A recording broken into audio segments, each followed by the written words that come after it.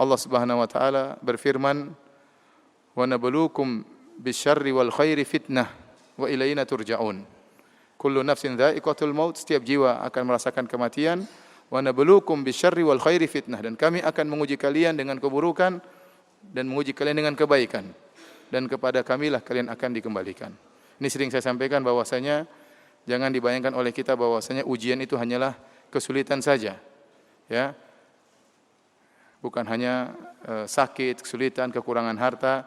Di antara ujian yang Allah berikan kepada hamba-hambanya, nabluukum bil khairi, dan juga apa? Bisyarri wal khairi, kami menguji kalian dengan kebaikan, yaitu dengan kesehatan, dengan waktu luang, dengan kelapangan harta, ya. Sehingga Allah melihat apakah hambanya bersyukur atau tidak. Maka tatkala seorang hamba tidak terlepas dari dua kondisi ini, terkadang mendapatkan kenikmatan, terkadang mendapatkan kesulitan, maka dia berputar di antara dua posisi. Kalau diuji dengan kenikmatan dia bersyukur, kalau diuji dengan kesulitan maka dia bersabar. Dan kalau dia tidak bisa bersyukur maka dia berdosa. Dan kalau dia tidak bersabar tatkala diuji dengan kesulitan maka dia pun berdosa. Maka kalau dia berdosa dia beristighfar. Ya, makanya sebenarnya mengatakan unwanus sa'adah thalathah. Tanda-tanda kebahagiaan itu pada seorang hamba ada 3 perkara. Idza u'tiya syakara, kalau diberi kenikmatan dia bersyukur. Wa idza butuliya sabara, kalau diberi ujian dia bersabar.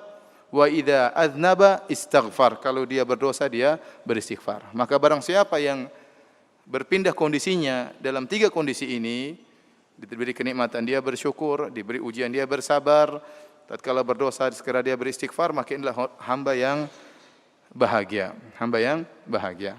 Dan seorang mukmin, ya, dia berusaha beribadah kepada Allah apapun kondisi yang Allah berikan kepada dia. Apakah dalam kondisi lapang ataupun dalam kondisi sempit. Ya.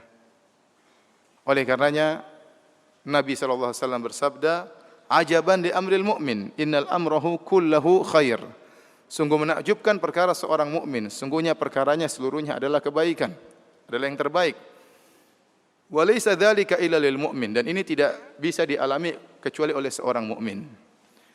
In asabahu sarra syakara, kalau dia mendapatkan kesenangan-kesenangan dia pun bersyukur kepada Allah. Fa kana khairan lahu, maka yang terbaik baginya. Wa in asabahu ad-dharra, kalau dia ditimpa dengan kesulitan-kesulitan, penderitaan, kesempitan, sabar, maka dia pun bersabar. Fa kana khairan lahu, dan ini adalah terbaik baginya, ya. Ini kondisi seorang mukmin yang sejati. Makanya saya ingatkan kepada diri saya dan kepada para hadirin, ya. Masalah keimanan itu bukan cuma teori. Bukan cuma teori. Masalah tauhid, masalah akidah bukan cuma teori, harus ada prakteknya. Bagaimana seorang kemudian hafal ayat-ayat, hafal hadis-hadis, sering ikut pengajian, tapi tatkala ada masalah sedikit dia tidak bersabar. Ada masalah sedikit mudah marah-marah. Melemparkan kesalahan kepada orang, ini namanya cuma sekedar teori, praktek enggak ada. Ya. Maka seorang mukmin yang sungguhnya kalau diberi kenikmatan dia bersyukur. Ada orang sering ikut pengajian tetapi waktunya bersyukur untuk bersedekah, membantu orang lain, tangannya terasa berat, hatinya terasa berat. Ini teorinya pintar, tapi prakteknya tidak ada, ya. Oleh karenanya, seorang berusaha menjadi seorang mukmin yang sungguhnya. Jika diberi kenikmatan dia bersyukur, kalau diberi ujian dia bersabar. Kalau dia bersalah dia beristighfar kepada Allah Subhanahu wa taala. Jadi intinya hamba diuji dengan kebaikan dan diuji dengan keburukan. Ya. Tapi sebagaimana fitrah manusia, kalau kita diberi ujian oleh Allah dengan kebaikan atau keburukan, mending kita memilih diuji dengan apa? Dengan kebaikan. Disuruh milih jadi orang kaya bersyukur atau orang miskin bersabar, mending jadi apa? Mending kaya bersyukur, ya. Itu fitrah antum, ya. Ustadz juga demikian, ya. Kalau disuruh milih, ya mending saya pilih kaya bersyukur, ya, daripada miskin apa?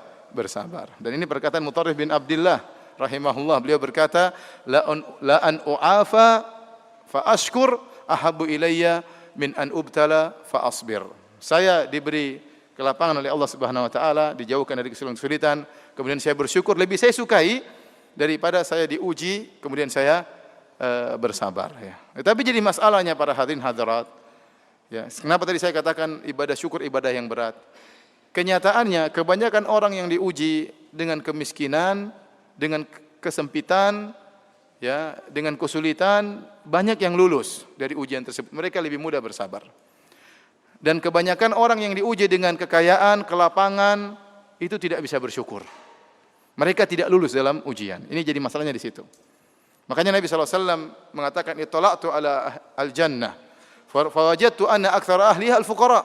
Saya melihat kepada isi surga dan saya dapati kebanyakan penghuninya orang-orang miskin. Artinya apa? Menunjukkan banyak orang diuji dengan kesempitan, mereka lebih mudah bersyukur, lebih mudah bersabar. Mereka lulus dalam ujian. Dan ada yang orang-orang miskin tidak lulus dalam ujian, diuji dengan kemiskinan akhirnya merampok, diuji dengan kemiskinan akhirnya jual narkoba dan macam-macamnya. Tetapi kebanyakan orang diuji dengan kekayaan tidak bersyukur, ya. Lupa untuk banyak beribadah kepada Allah Subhanahu wa taala. Lupa bahwasanya setiap kenikmatan yang dia miliki akan diminta pertanggungjawaban oleh Allah Subhanahu wa taala. Tsumma la tus'alunna yauma idzin 'anil na'im. Sungguhnya kalian akan dimintai pertanggungjawaban atas segala nikmat yang kalian rasakan. Ya. Kalla innal insana la yatagha ar-ra'ahu istaghna. Sungguhnya manusia sungguh-sungguh akan melakukan perbuatan melampaui batas kapan? Ar-ra'ahu istaghna, tatkala dia merasa dirinya sudah berkecukupan sehingga dia lupa.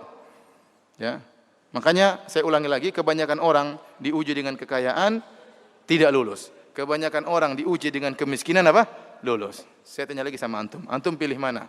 Diuji dengan kekayaan atau dengan kemiskinan? Ini di masjid ya, siapa tahu dikabulkan doanya.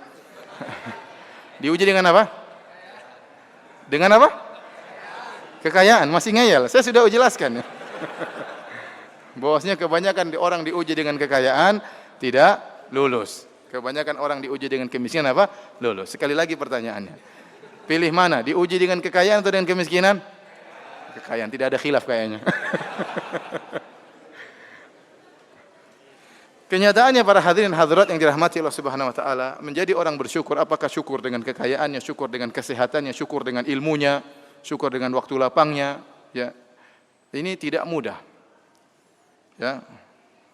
Oleh karenanya ada seorang pernah berdoa didengar oleh Umar bin Khattab radhiyallahu taala anhu.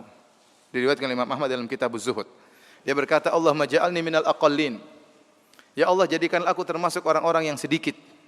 Umar bertanya, kenapa berdoa seperti itu? Maka dia menjelaskan, orang-orang sedikit orang yang terbaik.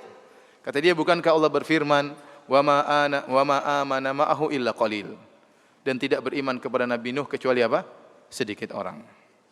Allah juga berfirman, illal ladzina amanu wa 'amilus shalihat wa qalilum ma hum. Kecuali orang-orang yang beriman dan beramal saleh, dan hanya sedikit di antara mereka orang-orang seperti itu.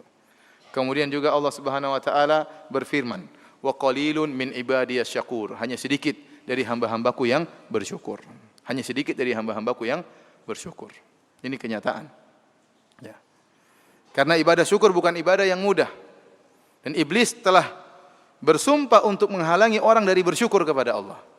Dia bersumpah di hadapan Allah Subhanahu wa taala, "Tsumma la'atiyannahum min baini aydihim wa min khalfihim wa an aymanihim wa an syama'ilihim wa la tajidu aktsarahum syakirin." Ini sumpah iblis. Ya Allah, sungguh aku akan mendatangi mereka, anak keturunan Adam. Dari hadapan mereka, akan aku goda dari hadapan mereka. Akan aku goda dari belakang mereka, akan aku goda dari kanan mereka. Dan aku akan goda dari kiri mereka. Dan kau akan dapati. Dan dia bersumpah, kebanyakan mereka ya Allah tidak bersyukur kepadamu. Ini sudah janji iblis.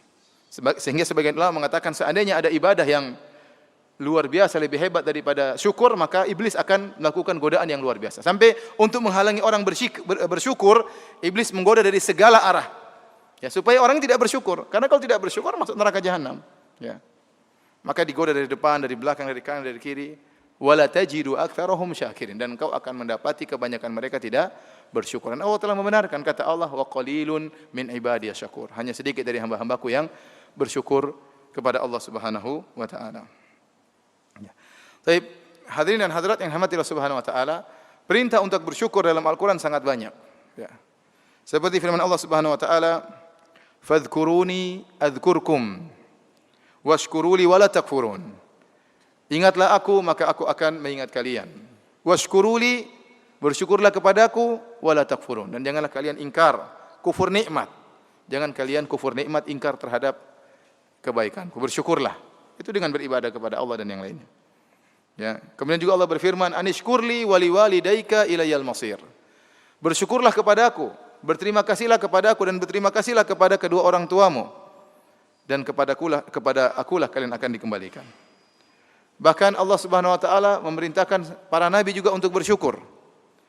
Allah berfirman kepada Nabi Musa, "Ya Musa, inni istafaituka 'alan nasi bi risalati wa bi kalami, fakhudh ma ataituka wa kum minasyakirin."